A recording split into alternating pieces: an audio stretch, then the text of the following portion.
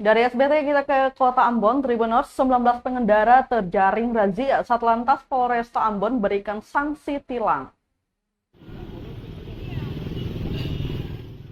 Selama 1 jam melakukan hunting kasat mata di Jalan Pala, Kecamatan Sirimau, Satuan Lalu Lintas Polresta Pulau Ambon mengamankan 19 kendaraan roda 2 maupun roda 4. Kanit Turjawali Satlantas Polresta Ambon, Ibda Amoy Kunre, mengatakan bahwa hunting kasat mata ini dimulai pada pukul 10 pagi, di mana terdapat 21 pengendara yang ditilang karena tidak memakai helm, tidak membawa surat lengkap saat berkendara, dan plat nomor sudah mati.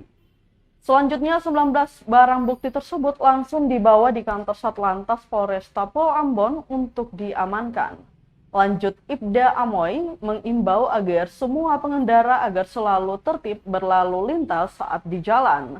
Hal ini untuk keselamatan pengendara sendiri.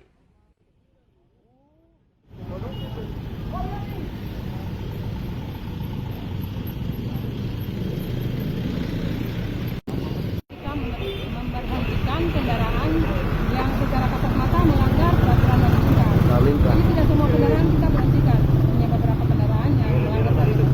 Dan sejauh ini sudah berapa banyak yang diberhentikan? Yang untuk sampai saat ini ada barang buktinya kita tahan di situ sekitar 15 kendaraan. Ini langsung yang diamankan, kendaraan diamankan. Kalau STNK yang diamankan apa kendaraan yang diamankan? Iya, ada STNK kalau dia tidak memiliki surat-surat sama sekali, berarti kita amankan kendaraannya. Kendaraan. Tapi dia memiliki salah satu surat yang aktif, ya kita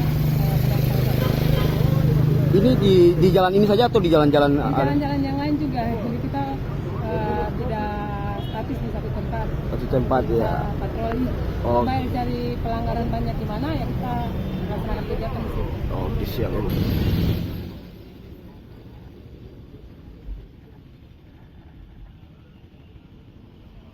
Terima kasih sudah nonton. Jangan lupa like, subscribe, dan share ya.